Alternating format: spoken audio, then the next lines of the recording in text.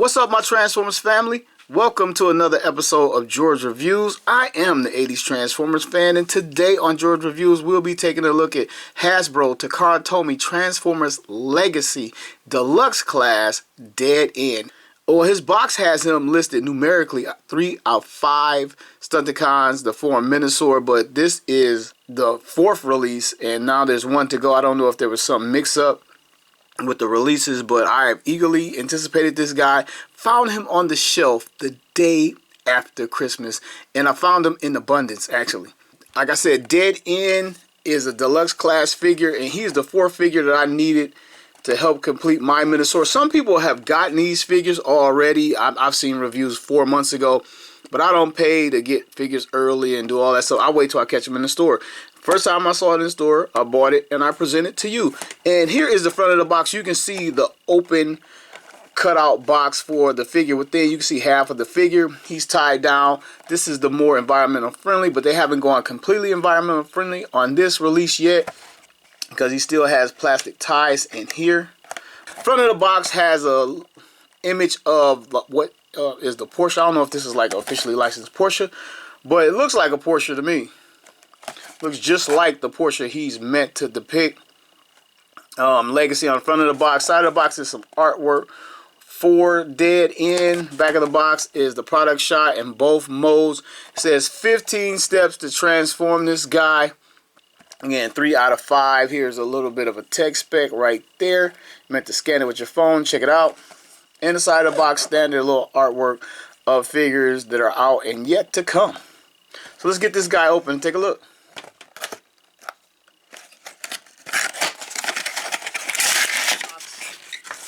In the box is an instruction sheet and a little warning label. Nothing further in the box. Let's get this guy untied and take a look. Figure is free. Here he is. Feels kind of light.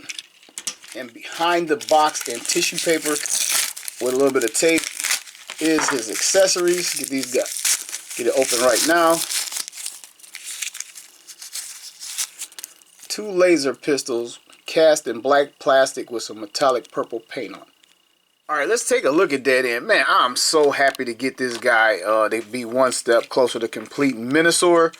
About being a deluxe class figure, there's not going to be a whole lot of paint apps and no real complication to the transformation, I don't think.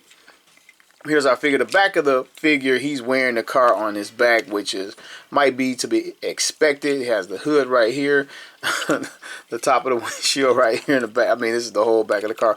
But that's kind of how it was in G1, and I really like the way they did G1. The simplicity of Transformers has been lost, especially with these masterpiece figures out there. Let's take a look at his face. And not modeled after the vintage toy. These guys are modeled after the cartoon, which most people prefer. And with the heads on these guys, I definitely prefer the cartoon upgrade from the 80s. Purple visor, orange mouth plate, painted on, a black helmet right there. Decepticon logo right there, a little bit of black paint, a little bit of silver paint as well on top of silver plastic. He's mostly black in this rust color red plastic going on a few paint apps here and there. So let's take a look at Dead End's articulation. His head, 360, no up or down, no side to side. Come to his arms, we get a 360 out of those. And I just activated some transformation with this tire. Get his arm up to the side this far. It 360s at this joint at the shoulder as well. I guess I just did that. 360s at the bicep, elbow bend. That's all we get out of that elbow bend. No wrist articulation. He has some pretty decent molded in hands and fingers. Has the port to hold his gun in his hand. Waist articulation full 360. The backpack has full clearance. He can kick to the front this far. Kick to the back this far, which is a lot. We get it more if we get around the backpack, which is a lot. We can do the splits. Has a thigh swivel full 360 out of that. And a knee bend's kind of weird because it's got this big box behind his leg. So that is the knee bend. Again, I'm transforming it slightly. Coming down to his foot, he has these rockers here. Get a wider stance and dynamic posing like this. And as far as accessory, he comes with 2 guns. All these guys dual wield. I believe it's the exact same blaster. Get one in his right hand. Let's take a look at this one. It is black plastic with some purple paint on it, purple metallic paint. Pretty good looking gun. And there is no left and the right. They're both identical copies of each other. Fits snugly in his hand, and now he can dual blast Autobots. And the thing about his character, he really didn't care about anything. I believe his original motto is "We're all food for Rust," and he really didn't care about the war or anything. Felt like he was forced to fight. He's my second favorite Stunticon, just because of his personality and his indifference to everything going on around him. But he still fights in the war. Okay, real quick, I want to see how much he looks like the cartoon model. I think the biggest difference is the tires are on the outside of the legs, and the cartoon model, they're on the inside here. But we're going to move on to the transformation. We're going to untap his shoulders right here. Then untap the backpack.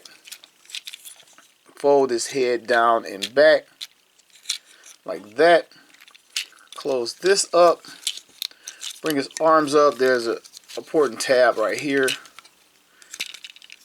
If I can get them together.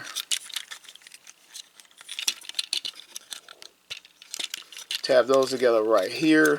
Transform this door or side panel down on his arms, and it becomes the door to the car. Bring the hood down over the wheels. Oh, we got transform the wheels. Wait, move this back. Wheels rotate down. Felt it by accident earlier. Right there. I feel like they want to pop off. Kind of close this down and in. A little bit of snapping. I think I got that right. And we're going to open up the legs and collapse these down. And there's tabs right there. Same thing on this side. Hopefully I'm doing this correctly and not getting ahead of myself.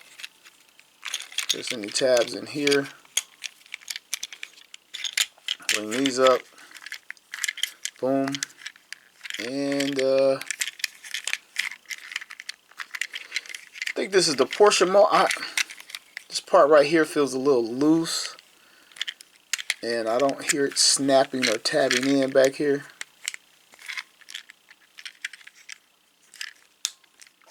There we go. I got a little pop, but I still have a separation, a little bit of a gap right there.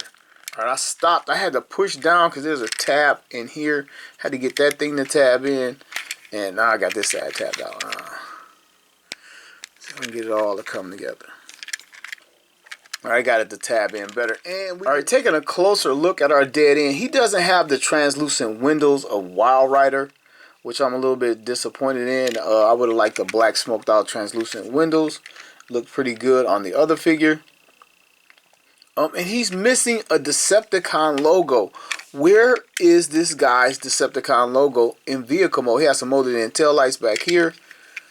The window's kind of broken up for where the feet collapse in right here. They should have just painted this straight across. I don't think this is a real design on a real Porsche. What's this? The sunroof right here. He has some painted on headlights. Some bumper detail in the front. But no Decepticon logo in vehicle mode. Wow. It's crazy. Put him down and see how he rolls. This front left tire's not rolling too well. I guess maybe because, okay, I'll bring these tires down some. Like this. Alright, now we got them rolling up apart. But anyway, let's do a size up and run down. Let's get out his Stunticon brethren. Let's bring out Motormaster first. Here he is next to Motormaster. That's how these guys scale. Here he is with Drag Strip. Scoot over Motormaster. Oh man, they look and feel great together. And here is Wild Rider. Just one to go. He's designated number 3 on his package, but he's number 4 in the releases. And these guys look great. And I believe Breakdown comes out in January, so that's like in a couple days or a couple weeks, depending on when they release it. And, you know, let's continue this size up and run down. Let's get outside the classification. Here he is with Combiner Wars, Dead End.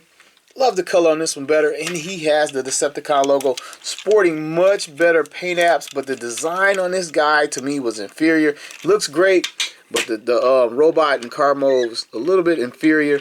Much sleeker, more modern. But next up is our 1986 Studio Series Jazz, fellow Porsche, fellow non-Porsche. Neither one of these guys have the official license. And this guy looks more like the real one. Jazz does too, but this one just nails it. I don't even know how they got away with this. And one more here is vintage hot rod next to this guy. See how these guys scale. You want to race? And man, the rubber tires just roll so much better. Why can't they go back to that? I will pay an upcharge to get rubber tire on these guys. Alright, we have our Dead End back in robot mode. Let's keep the size up and run down rolling. Here he is next to Combiner Wars Dead End. And this is where this guy fails. The vehicle mode was pretty cool, but the robot mode, it just like the legs, and he has no true feet. He's just standing on like the stumps. Yeah, spin them around. They both have the hood of the car on their back, and this guy's wearing the back of the car. But he's got this flat piece here, and yeah, I like what they did with the Legacy. Much better. Here he is next to the other 4 Stunticons that I've collected so far. 1986 movie Studio Series Jazz, Masterpiece Blue Streak, and Generation 1 Blue Streak. Okay, returning to vehicle mode one more time, because the last thing we got to do is make the left arm for Minosaur finally. So here is that left arm for Minosaur. And last time I did Drag Strip, I did it wrong. Then I tried to correct it on Wild Rider, and I did it wrong again. So let's see if I can get it right this time. Okay, there's pegs and ports on the arm and underneath the vehicle, and we sort of just, oh, let me turn around. About to make a mistake again. And we just push these tabs into these ports right here, and it should separate the vehicle in half for us, or trigger the separation point where we can slide it out of here. Then we add these tabs into these ports right here. Then we according the arm over, so now we have a complete straight arm. And now we're going to bring out our Minosaur, and boy is this guy getting heavy. Let me see if I can back him up and get him in.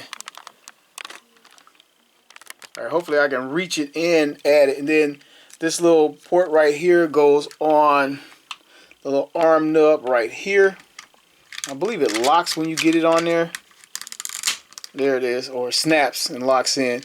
And here is what, 80% of our Minosaur. I'm just missing breakdown for the last leg. And let me get our guns on this guy for weapon storage, so I don't lose them between now and whenever I find breakdown. I believe his official release is January 2023. So hopefully it had a last guy soon. And before I get out of here, I know it's premature, I'm going to do a comparison. The Legacy Minosaur versus the Combiner Wars mess. And I'm not going to go into detailed comparison because this guy isn't complete. I'll say that for the final review. But man, this thing looks good, and it's already getting heavy just with these guys. Can't wait to complete them. Alright, and with that Minosaur preview, that pretty much brings our review to a close. I think the best mode for Dead End is his vehicle mode. Not saying the robot mode is bad at all, but he looks great. It looks like they actually paid for the license, which I don't think they did for the Porsche. But he looks darn good in his vehicle mode. Only flaw in the vehicle mode, there's no Decepticon symbol visible on the top of the car or hood anywhere in his vehicle mode. And a lot of people love running to toy hacks to upgrade their Transformers, but I don't want to. Maybe I got a Decepticon logo somewhere, I can just stick it on it myself. Really enjoyed the vehicle mode. The robot mode is kind of lackluster. The original toy is lackluster. The cartoon design is actually kind of lackluster. It's not the greatest, most phenomenal Transformer in the world. Definitely not in this year's top 10, but it gets the job done. It's one step closer to building Minosaur. I like it. Just picked it up a couple days ago after Christmas, and he's in stores right now, and I don't think he's going to sell out anytime soon. I saw a few I'm pretty sure they're going to pump these guys out for everybody to build their Minosaur, so I wouldn't pay scalper prices. He's probably coming to a city near you if he's not there already. So that's all I got. I want to thank everybody for joining me for another episode of George Reviews. The reviews where every toy has a story.